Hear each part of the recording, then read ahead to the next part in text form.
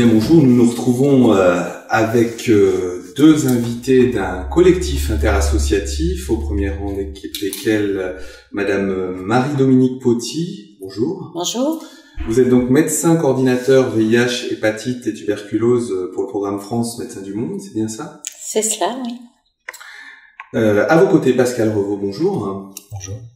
Vous êtes donc directeur du COMED, le Comité pour la santé des exilés.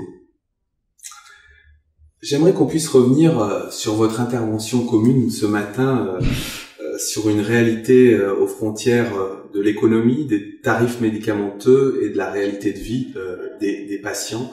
Vous avez eu l'occasion d'aborder la question du tarif ou des tarifs des antiviraux concernant l'hépatite C avec des chiffres plutôt différenciés d'un pays à l'autre. Est-ce que vous pourriez revenir sur cette intervention et l'objectif de cette intervention?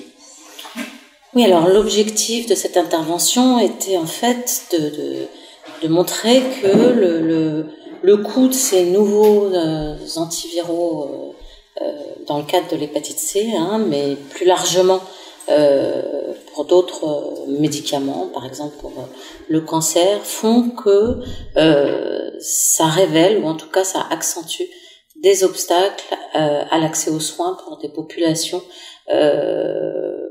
probablement plus marginalisées, plus en dehors du système de soins, et qui ne vont pas pouvoir forcément bénéficier de cette thérapeutique qui ont des coûts élevés pour tout un tas de raisons, mais en tout cas très probablement liées aussi au fait que ces thérapeutiques coûtent très cher et qu'on peut avoir un certain nombre de préjugés sur leur mode de vie, sur leur situation administrative, qui fait que certains se disent qu'ils ont peut-être moins de justification de bénéficier de ces nouvelles thérapeutiques.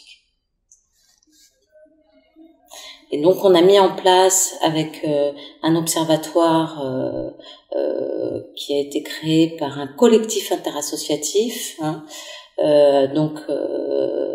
avec AIDE, le COMED, Médecins du Monde, le collectif hépatite virale, le TRT5 et SOS hépatite, bien sûr. On a mis en place un observatoire de cet accès aux soins, où on recueille en fait le témoignage des personnes qui viennent nous voir, on n'est pas dans le prospectif, des patients qui viennent nous voir, qui n'ont pas forcément pu accéder aux soins pour toutes les raisons que j'ai pu évoquer, mais il y en a beaucoup d'autres. Et nous, notre travail après, ça va être effectivement de rencontrer les personnes impliquées dans le parcours du patient, que ce soit au niveau social, au niveau médical, pour essayer de comprendre quels sont les obstacles auxquels les patients se sont heurtés, et donc de pouvoir après témoigner et faire du plaidoyer pour un accès universel au traitement contre l'hépatite C. Permettez-moi de revenir avec vous sur un enjeu majeur, justement. Alors, on va s'interroger en citoyen lambda, en contribuable lambda, en patient lambda, comme on pourrait dire. Tarif des traitements. Ça, c'est effectivement un sujet. Lorsqu'on encourage la participation pour construire des démocraties sanitaires, quelle est donc la place du citoyen dans la définition de ces tarifs aujourd'hui?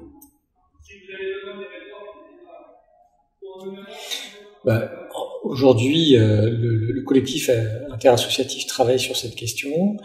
Ce qu'on peut dire, c'est qu'il y a un certain nombre de dispositifs qui fixent effectivement le prix avec des allers-retours. On peut citer un certain nombre d'institutions, dont la Haute Autorité pour la Santé, par exemple.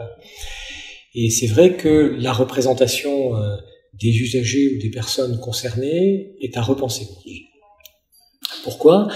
D'abord parce que c'est pas parce qu'il y a une personne qui représenterait la société civile qu'elle va être en position de s'exprimer librement, et puis de véritablement travailler sur une évolution, une transformation de la façon dont les prix se décident aujourd'hui, parce qu'il s'agit bien de ça. Le danger aujourd'hui, face à l'évolution du marché, à l'évolution des coûts des médicaments pour les différentes sociétés, c'est d'avoir des coûts de plus en plus élevés, et donc un hiatus de plus en plus important entre le système de santé solidaire tel qu'il a été conçu, les gens qui participent à ce système de santé, et les institutions qui vont décider de leur côté.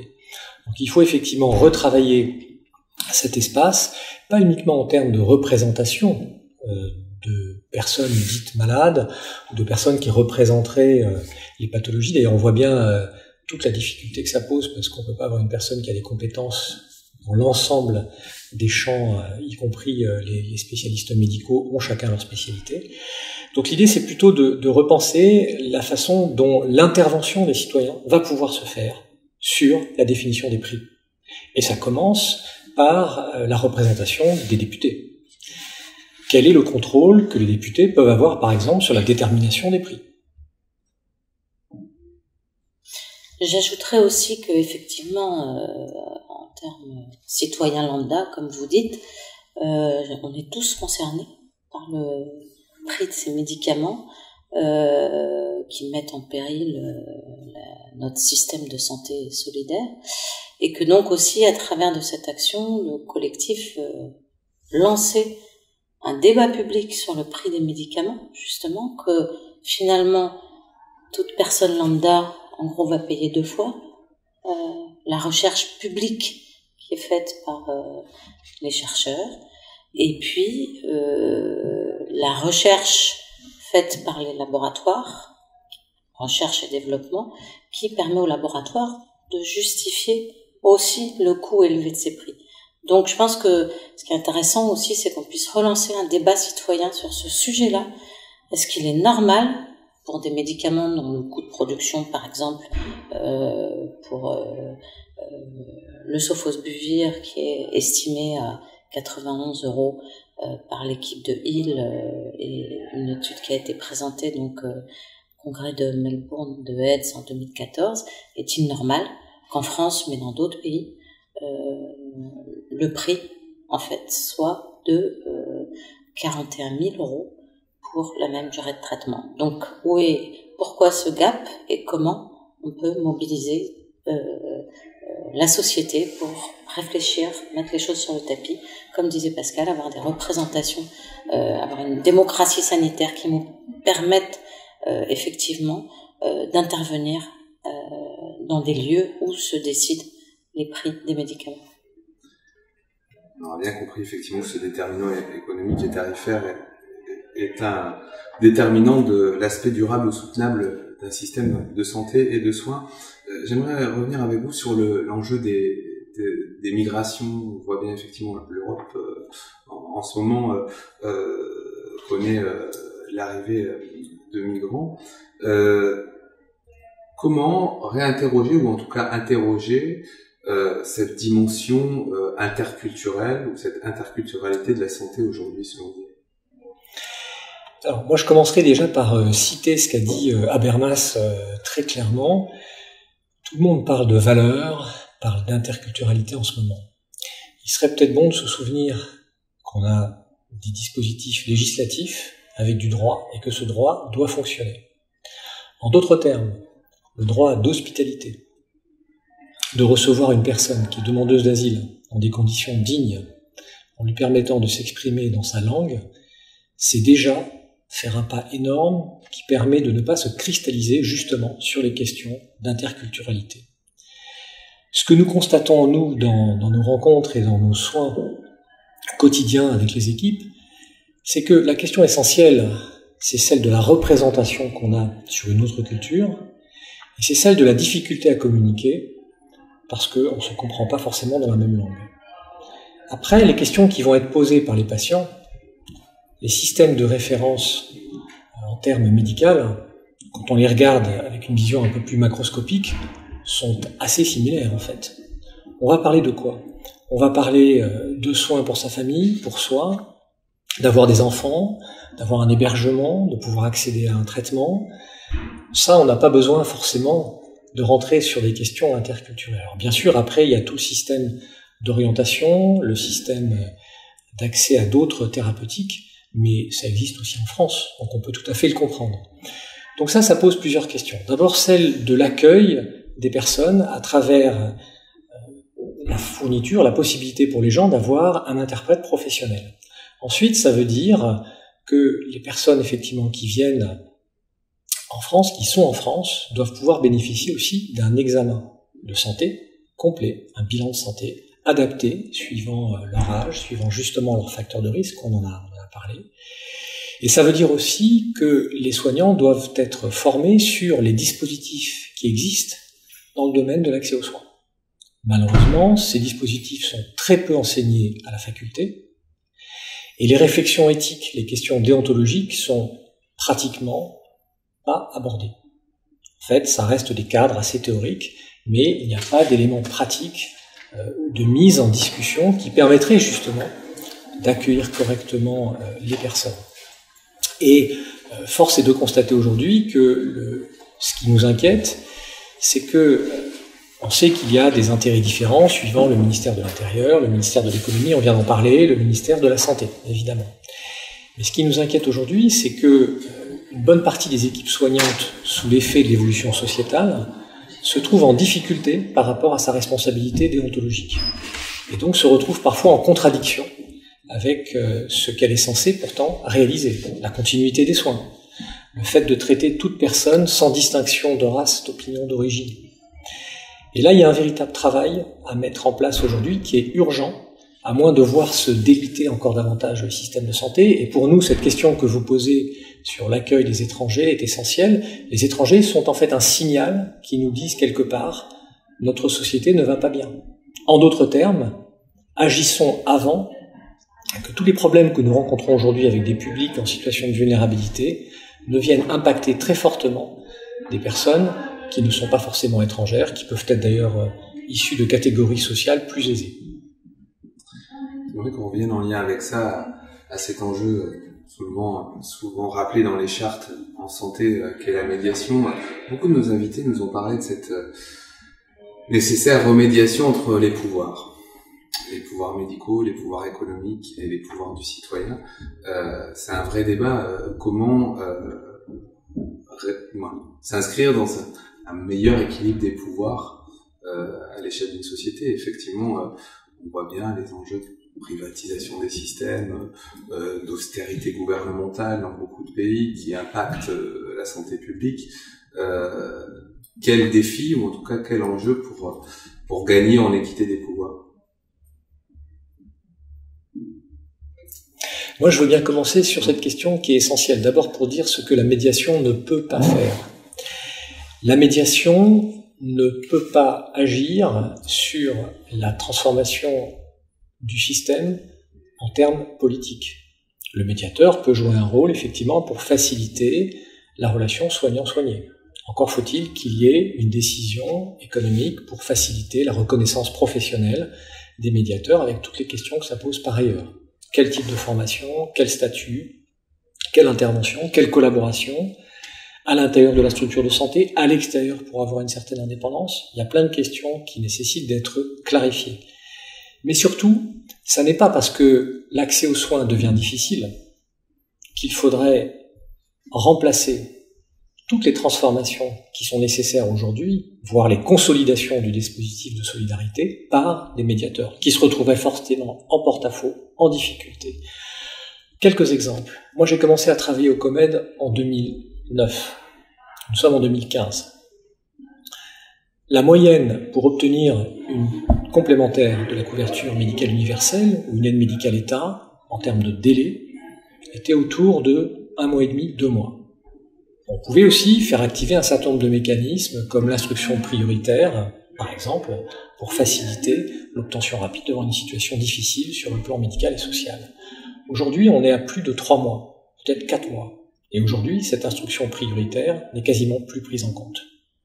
Donc si là, il n'y a pas un travail sur le fondement même de la protection maladie, et si cette protection maladie ne fonctionne pas, mettre un médiateur dans un service de santé ne résoudra pas la question. Non, mais moi j'ai rien à ajouter par rapport à ce que tu dis, puisque effectivement, ce qu'on peut effectivement voir un médecin du monde, c'est exactement le même type de problématique qu'au COMED, où effectivement on a des retards à l'instruction des dossiers, des retards de recours aux soins parce que les gens n'ont pas leurs droits ouverts, parce que, etc. Bon, nous, on travaille beaucoup aussi avec les médiateurs de santé publique qui sont d'une aide extrême dans le système pour pouvoir faire le pont justement entre les patients et les institutions. Donc la médiation en santé publique, c'est quelque chose de fondamental. Après, effectivement, je pense que ça ne peut pas tout résoudre et qu'il faut faire du plaidoyer pour que l'accès aux droits et aux soins soit effectivement une priorité et que les lois soient respectées, que les gens soient accompagnés et que les institutions prennent leurs responsabilités pour que les choses se fassent dans les conditions qui sont prévues par le droit. Prenons un autre exemple, celui de la langue par exemple. On peut utiliser un médiateur pour faire un travail d'interprète. Mais alors comment être dans une position de médiation, avec une indépendance entre plusieurs parties, et dans le même temps être celui qui va parler et qui va transmettre une parole dans un sens et dans l'autre. Donc qui va de fait être dans un parti. Donc ça c'est vraiment une question essentielle aussi, ça veut dire il ne faut pas mélanger la médiation avec l'interprétariat, il faut donc développer dans le même temps un interprétariat professionnel. Et ensuite, cet interprète, quel est le lien avec le service social ? Le service social, normalement, doit faciliter justement l'accès aux soins. Alors, il est en difficulté aussi sur le plan du contexte économique, mais donc, il ne faudrait pas pour autant avoir des médiateurs qui auraient un statut différent, moins bien payé, et qui remplaceraient un service social qui déjà a des difficultés pour faire un certain nombre de suivis et d'accompagnements sociaux. Donc, il faut être extrêmement clair sur ça. La médiation, d'où elle vient en fait ? Elle vient de Daniel Defer dans la lutte contre le VIH, quelque part en France. Elle vient sur comment faire évoluer cette relation dans le soin. Comment faire que la personne puisse mettre en avant ses capacités, développe ses capacités, qu'elle puisse s'inscrire, qu'elle puisse décider de ses soins, qu'elle puisse même interroger le médecin. Là, on est effectivement dans un travail de médiation intéressant. Mais c'est cet élément-là qu'il faut absolument clarifier, au risque sinon de ne satisfaire personne. Justement, j'aimerais juste revenir sur un point avec vous. Ce matin et dans d'autres rencontres et interviews, la question de la posture du soignant a été interrogée, y compris sur les soins bucco-dentaires. Ce rapport aux personnes en situation de grande fragilité ou de précarité, qui serait, au dire de l'intervenante, effectivement pas prise en compte dans les systèmes de soins, y compris par les soignants. Réinventer la posture du soignant, ou en tout cas de certains soignants, vis-à-vis des personnes en grande fragilité ou précarité, qu'est-ce que vous auriez envie de répondre ? Alors là, c'est un vaste sujet. On peut se référer, par exemple, au dernier rapport du défenseur des droits, Dominique Baudis, en mai 2014, par exemple, sur le refus de soins aux bénéficiaires de la CMU, CMUC et de Médical État, qui montrait bien qui s'indignait d'ailleurs, que les refus de soins persistent quand même à un niveau élevé. Et dans son analyse des causes, les professionnels, bien sûr certains professionnels de santé, parce que fort heureusement la grande majorité des professionnels de santé ne sont pas dans cette dynamique. Mais bon, nous on est là pour dénoncer ceux effectivement qui font des refus de soins déguisés ou non déguisés.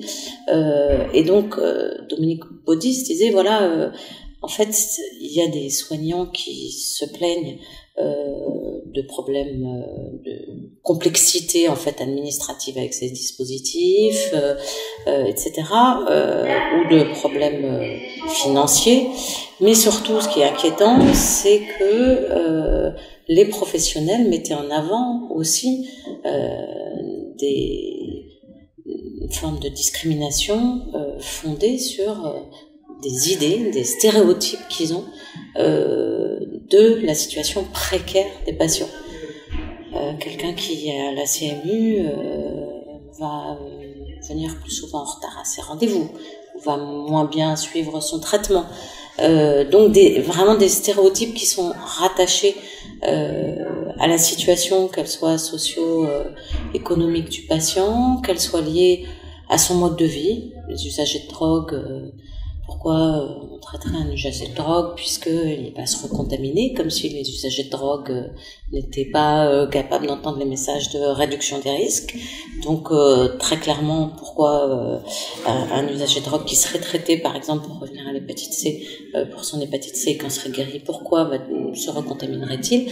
Donc en fait, tout un tas d'idées, de stéréotypes et d'idées préconçues qui permettent de justifier de façon totalement inconsciente de certains refus de soins pour les populations les plus précaires.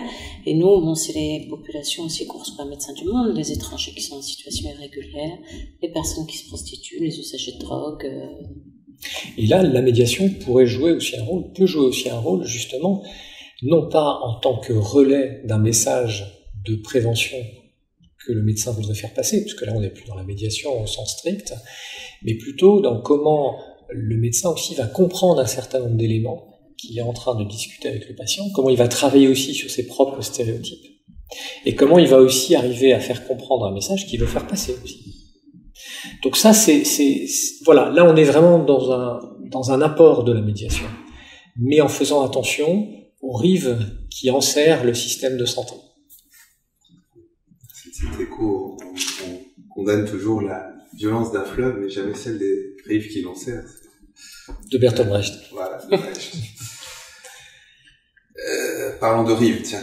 Mais en tout cas, de contexte, pour finir, nous sommes à quelques semaines de cet événement aux frontières du climat, de la santé, de l'environnement, d'un débat commun, en tout cas des nations, autour d'un avenir potentiellement commun en santé-environnement. Deux derniers sujets, le traitement, quel qu'il soit dans le monde, le droit et l'accès au traitement est effectivement fortement lié aux revenus et aux enjeux économiques. On perçoit justement dans un monde globalisé et digitalisé le développement de circuits multiples, encore énoncés en propos liminaires en Afrique, mais partout dans le monde.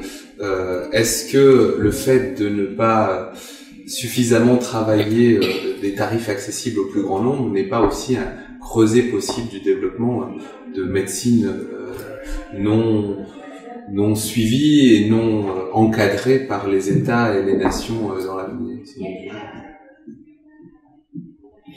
Alors, moi, je crois que la première chose, c'est celle des rapports de force économiques qui existent dans le monde aujourd'hui. C'est-à-dire qu'on peut imaginer un système onusien, à partir du moment où cette question du rapport de force n'a pas été travaillée, je ne vois pas pourquoi certains États qui possèdent le médicament et le savoir-faire et la connaissance dans le domaine de la recherche vont transformer leurs pratiques.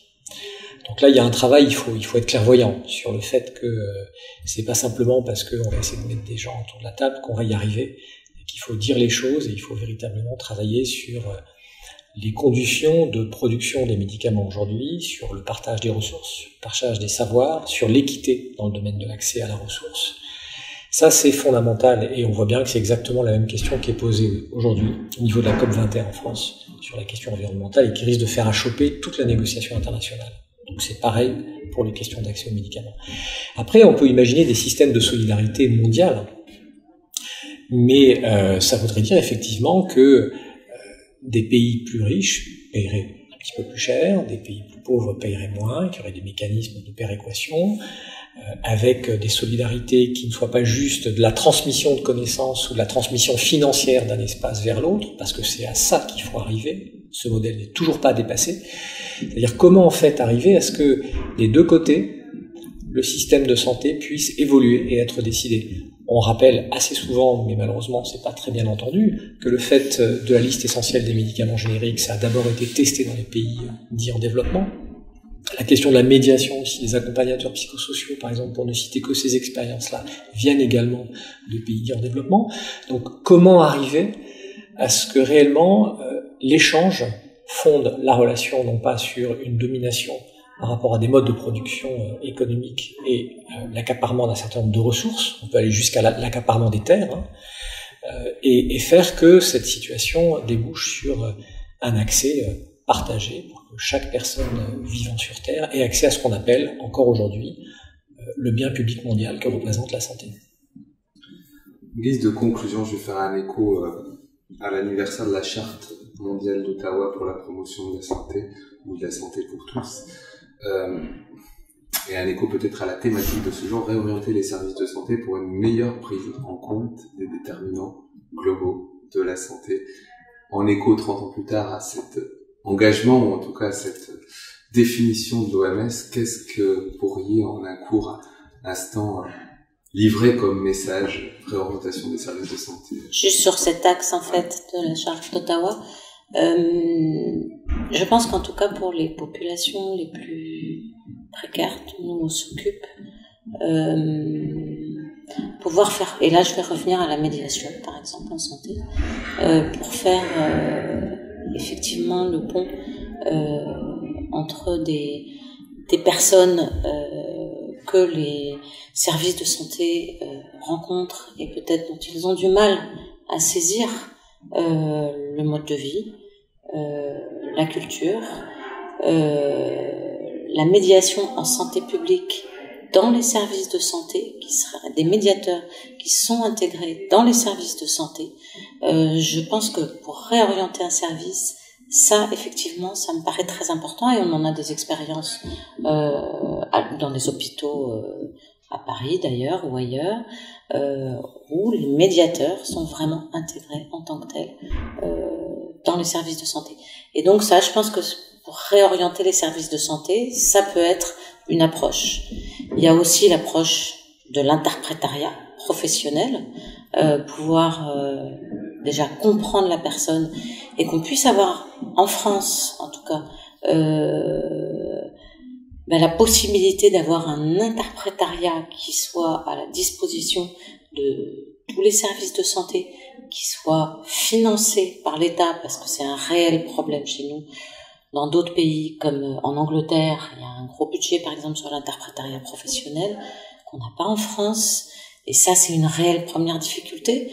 Et donc, voilà, je pense que ces deux exemples, la médiation et l'interprétariat professionnel, qui devraient pouvoir être vraiment inclus dans le droit commun, dans les services de santé, de façon pérenne, et que ça pourrait être une façon de réorienter les services de santé. Alors moi, j'ai envie de vous répondre de façon un peu globale sur cette promotion de la santé, cette fameuse promotion de la santé 1986. Même si ce modèle était assez individualiste et porté essentiellement par les pays riches du Nord, par rapport à un modèle porté par Alma-Ata, plus ancien, plus collectif, il est intéressant de voir que les personnes qui ont réfléchi à ces questions avaient déjà anticipé un certain nombre de problématiques et d'enjeux que nous avons aujourd'hui. Bien sûr, la question de l'écologie, c'est fondamental. La question des différents environnements de vie. Aujourd'hui, on nous parle beaucoup d'épigénétique. Et aujourd'hui, c'est intéressant, le discours évolue après les travaux de Michael Marmot, en parlant d'inégalité sociale de santé, en disant c'est justement là où l'homme peut intervenir, et en essayant de travailler sur cette réconciliation entre une approche extrêmement biomédicale, par exemple génétique, et une approche beaucoup plus sociale. Donc cette intermédiation, justement, cette pluridisciplinarité était déjà en germe. Ça, c'est très intéressant. Et là, on voit qu'il y avait vraiment une vision pour l'avenir et qu'il faut absolument continuer à développer. En revanche, on voit bien que toute la question sur les modes de production des médicaments, des relations internationales, là, il y a vraiment quelque chose à travailler de nouveau qu'il va falloir développer. Ça, c'est la deuxième chose que je voudrais dire. Et ensuite, la dernière, c'est sur la question écologique. Il faut aussi se poser la question de la façon dont le soin s'organise, y compris jusqu'à, par exemple, la mise en place d'une injection. Lorsqu'on fait une injection, aujourd'hui, on a du jetable. Quelle est la conséquence pour l'environnement ? Aussi bien sur le point de vue du conditionnement que sur le point de vue de l'utilisation de la thérapeutique. Ensuite, on a aussi un certain nombre de modèles dans cette année qui ont émergé sur non pas uniquement l'éradication, la suppression d'un parasite ou d'un virus, mais plutôt aussi, et c'était osé, le vivre avec. Comment vivre avec, ne pas avoir de réaction inflammatoire, ne pas ensuite développer des complications. Donc là, il y a tout un champ à développer et à travailler. Je crois que c'est ça aujourd'hui l'enjeu fondamental. Écoutez, merci à vous. Merci. Merci.